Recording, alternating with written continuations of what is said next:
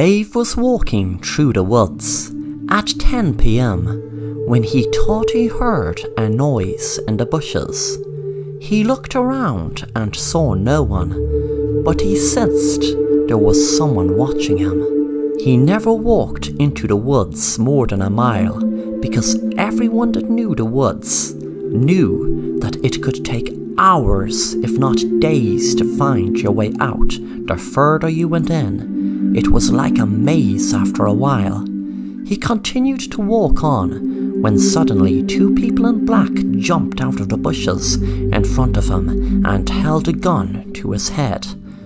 They said, "Don't move and you won't get hurt. Me and my friend here have a little game we like to play. It's called The Hunt. You, my friend, will be human prey. We are going to give you a head start of 10 minutes, and me and my friend here are going to hunt you down, and if we find you before midnight, then we will shoot you, of course, and you will be dead. But just for the slightest chance of you surviving past midnight or escaping these woods, then you are free to go. Even if we spot you after midnight, you will be free to go. You will have your freedom." Dave was shocked at what the man just said and was about to walk back from the woods so he could leave, but the man said, "Do you think we are stupid?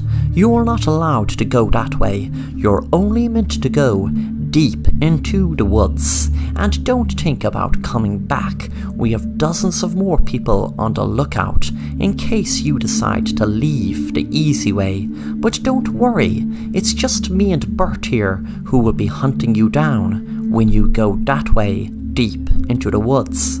You ready to go, boy?" Dave said, "I'll go, but please don't kill me," and Dave ran and ran. 10 minutes later, the men followed him. Dave luckily knew of a great hiding spot that hardly no one knew except himself and his son, who unfortunately was murdered just a few weeks ago. Dave hid in a small little cave that was hidden by trees that he hoped the men didn't know of. Luckily, Dave spent most of the time there, and when he got out at 2 minutes to midnight, he exited the cave to be greeted by the two men holding the guns right to him. One man said, "Hey there, boy, did you really think we would be stupid enough to not know about that little cave there? And do you know there is still 2 minutes left? That is plenty time for us to shoot and kill you. And guess what? That is exactly what we are going to do." Dave lifted a rock, blocking his face as the men shot him several times in the chest. Dave fell down. The men walked over to watch him die. They looked down and said, "You were such an easy prey." Dave smiled up at them. The men wondered why he was smiling after being shot several times. One man asked, "What's so funny?" Dave said, "Ever hear of bulletproof vests?" Then he pulled a rope and a trap fell over the two men. Then Dave said, "That boy you hunted down and killed a few weeks ago was my son, and I could have killed ye back then, but I wanted to hunt ye bastards when ye were hunting your prey, which unluckily for ye was me." Within seconds, Dave turned into a werewolf at midnight, which he knew he always did every single night there was a full moon, and he chose tonight to be the night he would wander down the road knowing that they would try their luck at finding prey. He prayed that they would be looking for prey tonight. As he turned into the werewolf, he released the trap and bit their leg, hand and arm off, watching them squirm in pain. Then he said, "I was your prey, but now let me pray for ye. Now I lay ye down to sleep. I pray to the devil your soul to keep. When ye should die in this place of doom, I pray the devil keeps ye a very hot room." And then, within seconds, they were dead.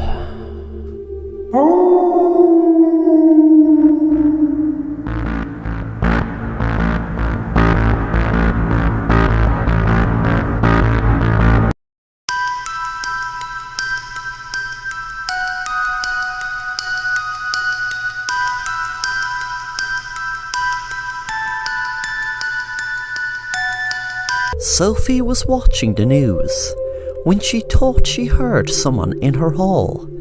She put the TV off and went out and checked to see was anyone in there. Suddenly she jumped when she looked up her stairs and saw a figure duck into one of the rooms. She went back into the living room and rang the police straight away. She was scared an awful lot knowing in her town there was a serial killer attacking women in their own homes. This week so far, there were 2 murders, and the police knew that there was a high probability it was the killer in her home, so they arrived fast. There was a knock on the door, and the policeman went in and looked around to see was the man still upstairs, but he had noticed the window open, and he must have jumped onto a tree near it and climbed down to make an escape. The police officer told Sophie what he had seen and took a statement from her. He told her he would take another look around, but do not worry, as there were 2 police officers outside her driveway in a car watching her house. When Sophie was alone, she had an idea. She had an app on her phone that filmed her door whenever there was movement, even if anyone didn't know. She had realised the intruder might not have even been near the door, but she gave it a try anyway. When she went into her app, she had realised the camera did film someone at her door. She froze when she had realised there was a man at her door who was the exact same policeman who was in her house, looking around, except he had no police uniform on him. Suddenly she ran out to the 2 policemen in the car and had seen that both their throats were slit and one of them had their police jacket and hat taken from them.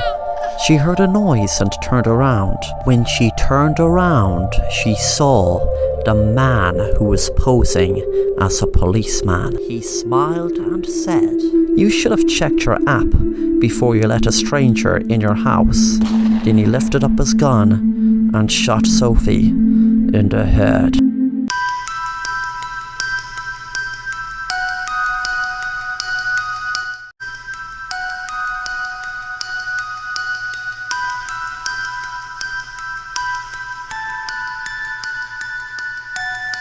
Megan was looking through her laptop for some place to live in New York. She knew that it would be very expensive, but she had to move for her new job. She was surprised, shocked and delighted when she saw that there seemed to be an apartment for rent very near where she was going to work. There were no photos of it, but she had to take a look, so that's exactly what she did. When she arrived at the apartment, there was a man opened the door and said to her, "Hello, you must be Megan. My name is Andrew. Well, welcome to the apartment. You can have this for $4,500 a month." She couldn't believe what he just said, so she asked him did he mean $4,500, and he said yes. When she looked inside the apartment, she couldn't believe the size of it for being in central New York and so reasonable. Megan was a pickpocket by choice. She didn't need the money, but she loved the thrill of it. She knew there were people who were kleptomaniacs, but she didn't consider herself one. She preferred to look at it as a cheap thrill. She was down the road from her apartment in a really nice clothes shop and stole a beautiful dress for $1,300. She was buzzing walking down the street, but by the time she got back to her apartment, the buzz was gone. After a few weeks, Megan got to know Andrew. She went to his apartment, which was just across from hers, and they were drinking wine. She noticed that she saw all his apartment, every room bar one, and when she asked about it, Andrew told her that it was his mom who was sick and he was looking after her, and he preferred her not to be disturbed. One night Megan walked into Andrew's apartment and the TV was on. He was asleep on the sofa, and there was this weird horror on the TV with a girl hanging from a ceiling. She coughed a little to wake Andrew. Andrew woke up with a start and put the TV off and said, "Sorry, I was just watching some horror." Megan moved closer and went to kiss him and sneaked the keys from his pocket. She was really determined to see what was in that room. She said to Andrew, "Hey, I'm exhausted, could I just chill out here? But if you could grab a really nice bottle of wine I have in my fridge, I would really appreciate it so much." When Andrew left for her apartment, she quickly tried all the keys until she got the right one and opened the door. She didn't want to wake his mom, but she had to have a look as it all seemed very strange. She froze in horror when what she saw was a woman hanging from a wall. It looked familiar when it finally hit her that it wasn't a horror movie on Andrew's TV. He was watching a live feed of what was happening in this room, and he had a girl tied up hanging from the ceiling with blades on the floor underneath. She heard a noise and turned around to see Andrew holding a knife, and he said, "Don't you know it's very bad to snoop around behind people's backs?" Then Andrew stabbed Megan until she bled to death. Thanks for watching The Assassin Rapper, and if you enjoy the content, then make sure to subscribe and hit the bell to be notified of new content.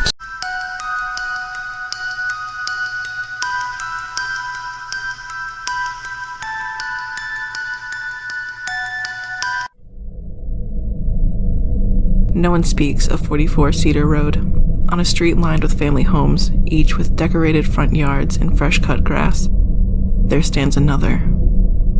No tragedy took place within its walls. No murders or assaults. No one had ever died in that house. In fact, no one has ever lived in it. Over the years, there have been many offbeat and strange theories of its darkness, from the belief that it was built atop a portal to hell, to a curse. The one idea most people choose to believe is the simplest one, the one that rings true to anyone who stands outside, looks upon the house. It is simply this: neglect. All things have a purpose. Whether it comes from man or nature, each thing on earth was put here for a reason. This house, built only some 35 years ago, sometime in the late 1980s in fact, was constructed to be a family home, but it never came to be. From economic recessions, bad timing, and luck, the house was never sold. Each time a family came to walk its halls and speak of a potential future, the neighbors discerned a brightness about the place. When those families would leave, only to find another home and another place, the house grew darker, its neat wood and glass feeling small to any observer. Year after year, open house after open house, it was left discarded, each day seeming less like a home, each day growing more distant, like a thing not of its neighborhood or any other, a thing not built, rather placed here, between two very real homes and across from another, close enough so it could see and hear the neighboring families. As the years passed, its shades grew longer in the sun, its paint dim in the afternoon light. As a thing not of this world, the house remained there, the smallness it once portrayed now gone. Some 30-odd years later after its construction, with years and decades of emptiness inside, it grew strong, it grew hollow and vengeful. It grew haunted. The tragedy which is most infamously associated with the house is that of the Aaron Selinsky disappearance.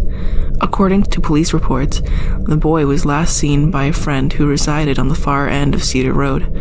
When Aaron left his friend's home, he would have had to walk past the house to reach his own home. His mother called the station after 2 hours of searching, believing her son to be simply out with other friends or riding his bike. Once it was determined the boy was truly missing, the search began, first in the fields and skate parks before moving to house canvassing.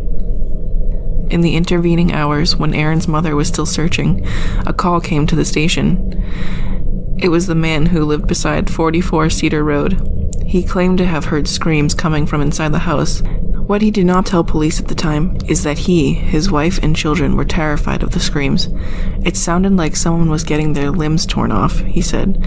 They were agonizing screams, 2 officers responded. Author Simon Hedges, who worked on finding and exposing the strange phenomena, would later try to find the 2 men but had no luck. Both officers left the force after the incident. The police report was sparse, saying only that they entered the house and saw nothing out of the ordinary. After clearing it, the men left. When the officers were questioned further, as it became more apparent that the missing boy may have gone inside the house, the men denied having seen anything of import. Detective Ron Ford, who led the missing persons investigation, wrote in his notes that the officers showed signs of deception. He privately considered them suspects. It is likely that he would have pursued it, if not for the complete lack of evidence. He later wrote he did not believe they had anything to do with the disappearance, but knew more than they were saying. Nothing ever came of the investigation. From time to time, there would be an open house for buyers who knew nothing of the house. A young couple, typically newlyweds, would walk through its halls, examine the structure as the real estate agent tried to sell the unsellable. It would pretend to sleep. It would be dormant while they moved inside. Within 20 minutes, the house would spit them out, and all involved would be happy for the encounter to be over. But when only 1 or 2 people went inside, these were the times when stories would sprout. Urban legends spread like wildfire for months after one of these occurrences, such as that of the 2 officers, or most famously, the contractor. The contractor had been hired by the owner of the house to see if it was possible to turn it into dental offices. An out-of-town dentist had been searching locations, and this, he had told the owner, would work very well. The contractor did not survive his encounter. His statement was not taken by the police, but the doctor who treated him. The doctor posted the following on the message board a few weeks later after the contractor's death. May 3rd, 2017. What I am about to relay is not on my own experience, and therefore I cannot promise it is all true. All I can say is that the man who told it to me was on the verge of death and had no reason to lie. He had been a healthy man a week prior, and the autopsy the day following his death showed no signs of trauma to the brain. Here is what he said. He had entered the house on 44 Cedar Road early in the morning of April 16th to take measurements. He recalled feeling strange as he took photos of the house, as if he were intruding on someone's privacy. After an hour of work, he packed his equipment into the duffel bag and crossed the living room to the front door, which had not been locked. Upon opening the door, he became disoriented by what he saw. Instead of opening to the outside, the door revealed a stairway leading down. He closed the door and checked the windows. Outside the glass, he could see the people on the sidewalk. He tried the door again, thinking perhaps he was imagining what he saw. But the stairwell was there again. He tried the back door, finding the same steps. He tried the windows, opening and then banging, breaking, but there was no reaction from the glass, as if it were not glass at all, but rather an invisible film separating him from the rest of the world. After beating his hands raw on every surface that led to the outside, he told me that he sat in the bare living room and wept. When the tears stopped, he simply sat there. It was in this silence that he heard the water upstairs. Though the house had no running water since it had originally been built, someone had now turned the shower on the second floor. The contractor rose from his stupor, a hammer in hand, and climbed the steps. As he reached the landing, there came a humming from the bathroom, almost completely veiled by the rush of falling water. But it was there, hollow and awkward, as if not coming from human vocal cords, but a poor imitation. The doorway to the bathroom stood ajar, steam spilling out. The contractor, terrified and already in a state of near hysteria, raised the hammer as he pushed the door open. He stared off while telling me what he saw there, as if he could not understand, as if he wasn't sure it had been real at all. It was the shape of a person, he said, blurred behind the shower curtain. But the longer he stared, the more he realized it wasn't the plastic that made it hard to discern the person on the other side, because it was not a person at all. It too was a poor imitation of a human being.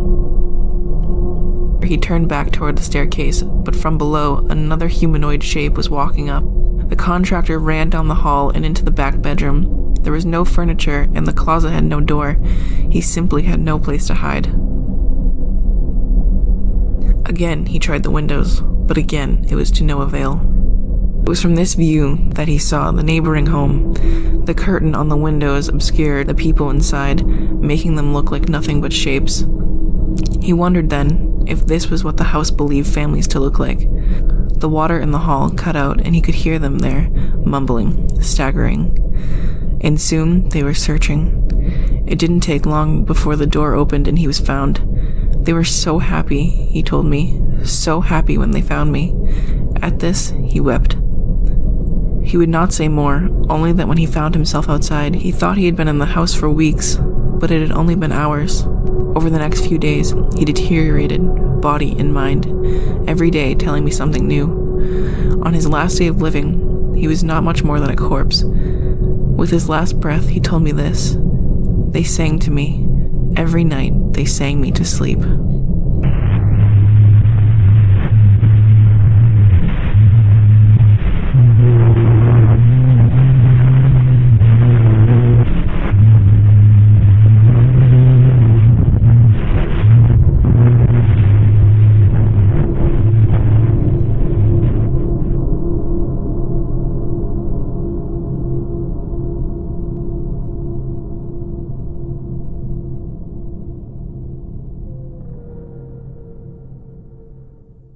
Thanks for watching The Assassin Rapper, and if you enjoy the content, then make sure to subscribe and hit the bell to be notified of new content.